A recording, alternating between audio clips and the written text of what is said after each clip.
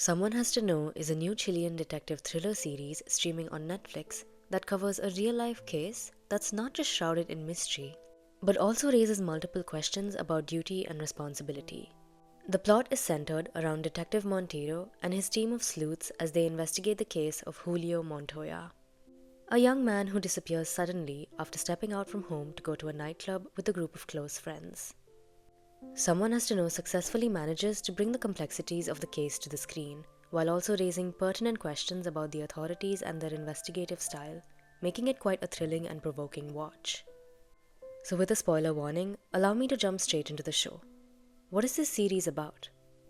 On a very normal day in a small Chilean town, a young man named Julio Montoya spends time with his family, meaning his mother Vanessa and elder brother Eric. When Julio's girlfriend Sophie comes to his house with a plan to hang out together, he seeks help from Vanessa to send the young woman away, for Julio has plans to go out with his best friend Leo. At the moment, he prefers hanging out with his friends over spending time with the woman he has been dating only for a few months now, and his mother helps him out. That evening, Julio leaves the house to meet with Leo and two young women that have recently befriended, and they all go to La Cucaracha discotheque, a makeshift club mostly visited by youngsters located in the middle of a forest several kilometers away from the city. But something happens at the discotheque that night, which separates Julio from his group of friends, and when Leo calls up Eric the next morning to check whether Julio had returned home the previous night, there is indeed no sign of the youngster. In the days that follow, the local police conduct thorough searches of the discotheque and also the surrounding area, but to no avail. Eventually, a well-known detective from the police force in the capital city of Santiago, named Montero, is brought in to investigate the case of the missing man.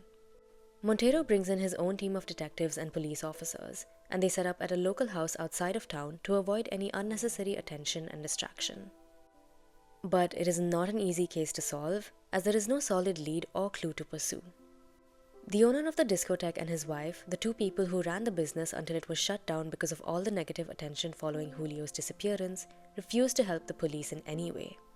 And they only keep stating that they had nothing to do with the matter and refuse to confirm whether Julio had even come to their club on that night.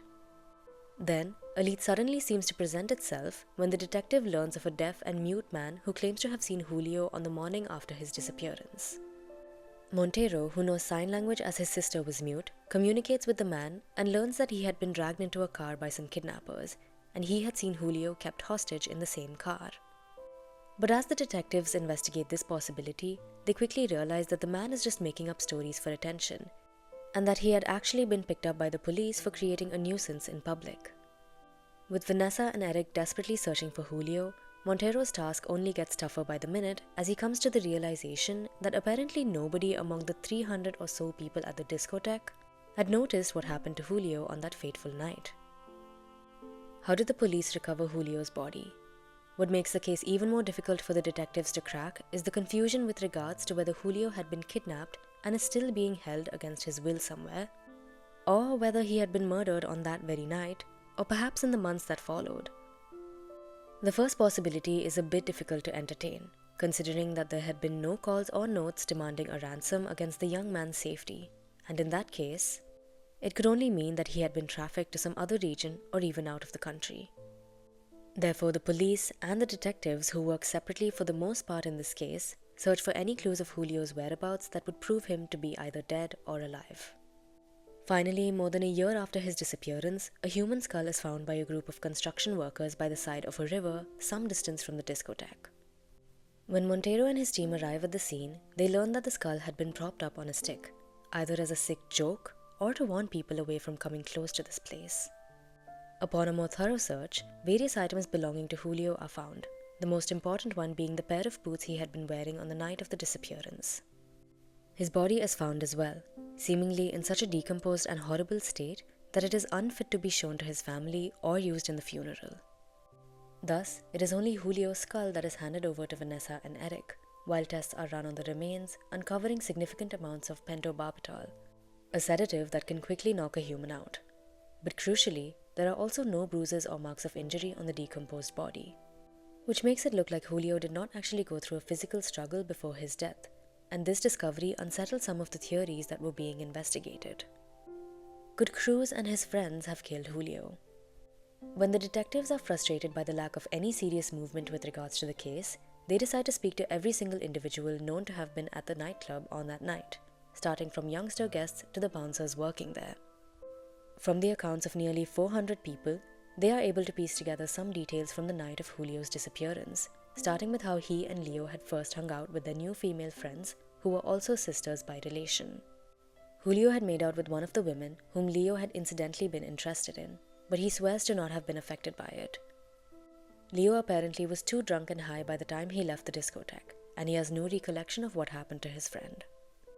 A woman named Daniela eventually talks about how she had been dancing with a man named Juan Carlos when her ex-boyfriend Cruz, who was also present at the party, started shouting at them out of jealousy.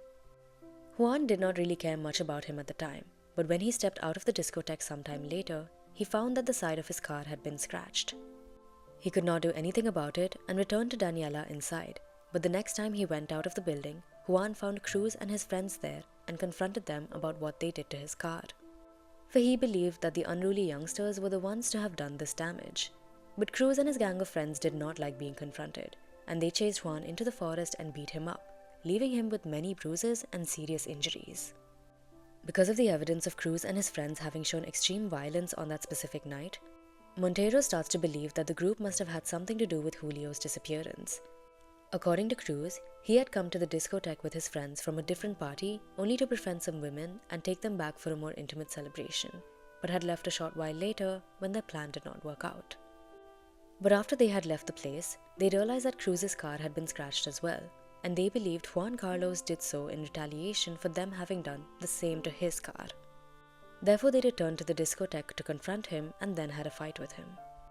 Although Cruz states that he and his friends had nothing to do with Julio's disappearance, as they did not even know him, his violent and jealous nature makes it quite likely that they had beaten Julio up too, killing him in the process.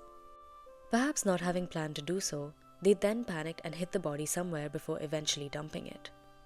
Cruz and his friends are the only suspects arrested and kept behind bars during the investigation, but no solid evidence can be found against them. Moreover, Julio's body exhibiting no signs of physical trauma also dismisses this theory of Montero. Could the discotheque owner have been the perpetrator? The owner of the discotheque is a shady figure to say the least, who seems disinterested in helping solve the disappearance of Julio from the very beginning. First, he turns away Vanessa and Eric by stating that he has no idea whether Julio visited the club on the night of his disappearance, and then is even arrested by the local police after tearing down posters about the missing man from the town center. It is possible that this feeling of animosity is born out of the fact that the incident simply destroyed his successful business overnight and the discotheque had to be shut down. But there are reasons to believe that he could have had more of an involvement in the incident than he reveals.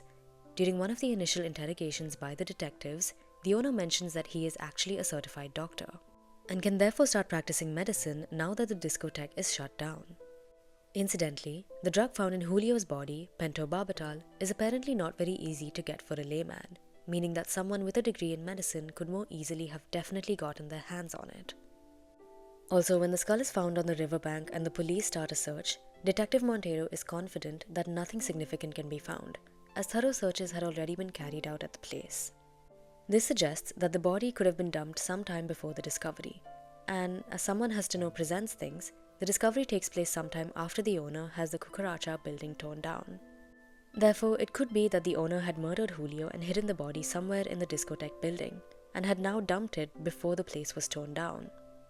But like every other factor in this complicated case, there are counter-arguments to this theory as well, starting with the fact that Montero proves to his team that it did not take him much effort at all to get pentobarbital legally at a drug shop. The detective does not believe that the presence of pentobarbital in the corpse confirms that Julio had been drugged to death, for the sedative is actually present in all psychedelic drugs, some of which the young man had taken on the night he disappeared. One of his fellow detectives claims how the high waters during the winter could have easily prevented the police from finding the body earlier, for the portion of the riverbed had become visible only after the water level dropped in the summer. Most importantly, there is no solid motive for the club owner to have killed Julio, except for the possibility that the charming young man might have been flirting with his wife throughout the evening, which got him jealous to the extent of physically assaulting and killing him. What is the most probable theory regarding the murder? The last suspect that the detectives arrive at is a professor at the local university where Julio was seemingly once a student as well, and it is the theory that this man had actually killed the teenager is the one that makes most sense to me. The professor, a closeted gay man, was in the habit of going around town at night in his car and picking up young men to get intimate with them. According to this theory, Julio left the discotheque in an inebriated state late at night alone, when he was noticed by the professor, who offered him a ride. Since the man had other intentions than to simply drop Julio off, he took him out for drinks and spiked the youngster's drink with pentobarbital.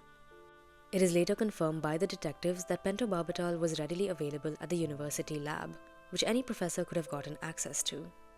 But the professor must have messed up the dosage, and he panicked when Julio did not wake up once he was done essentially raping him. Out of fear that he might have killed his victim, the man drove Julio to the riverside to think of his next step. But Julio possibly woke up at this time and realized what had just happened to him, and while trying to flee in the dark and still under the influence of drugs, he ended up falling into the river and dying. This would explain why there were no signs of injury on the decomposing body when it was found, and yet the sedative had been found in the system.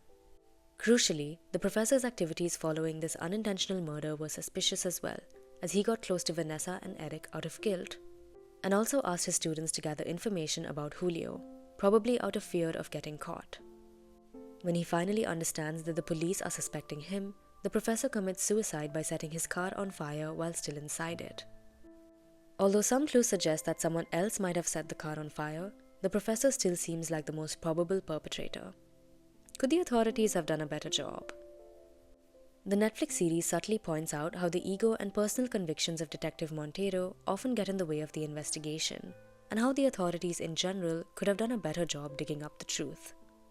Montero is hell-bent on the theory that Cruz and his unruly friends were the ones to have killed Julio, possibly accidentally, while beating him up for some reason. When his team members come up with the theory involving the professor, Montero grows determined to disprove the theory instead of investigating it. Finally, when the professor kills himself, his team members confront him and point out how he had possibly let the perpetrator escape punishment.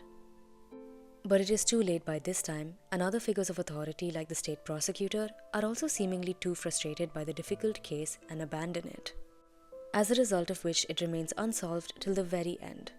In fact, the real case that the show is adapted from remains one of the most popular unsolved cases in Chile to this day. Does Father San Martin finally reveal the perpetrator's name? One of the most burning questions that someone has to know pertinently raises is whether a priest who has listened to the confession of a crime inside the confession booth at a church should go against religious customs and notify the law about it. Father San Martin, the priest of the local church, has someone confess to either killing Julio or witnessing his murder fairly early in the series, but he remains determined in not telling anyone about it. While he states that he never saw the face of the man who entered the confession booth that night, a few days after the youngster disappeared, it is surely not difficult for him to have guessed his identity. This is all the more why a feeling of extreme guilt starts growing in the mind of Father San Martin, and he eventually tells the congregation that he knows for certain that Julio has been killed, much to the shock of Vanessa and Eric. In Someone Has to Know's ending, Father San Martin decides to have his priesthood revoked, for which he even travels to the Vatican City. The only reason behind him doing so is so that he can finally tell Vanessa who had killed her son, and bring some sort of justice to Julio, which he can only do when he is no longer bound by the religious laws. However, the Archbishop who sees him at the Vatican does not give him the permission to reveal any secrets he might have learned inside the confession booth while being a priest, even though he does revoke San Martin's priesthood. Thus, the man returns to Chile and informs that he can no longer help the family or the detectives. Ultimately, Father San Martin chooses to side with his faith, despite having his priesthood revoked, as Montero literally begs him to come out with the truth since he is no longer under the purview of religious laws anymore. Had the priest chosen to reveal the identity of the man who had confessed to God in front of him, Vanessa could have finally been at peace. But all she can do instead is grow more resolute and determined to find her son's killer. Thank you for watching this video, and do share your thoughts on Someone Has to Know in the comment section below. Do hit the like button and subscribe to our channel for your weekly dose of cinema and series. We'll see you in the next one, and for the time being, we're signing off. Bye.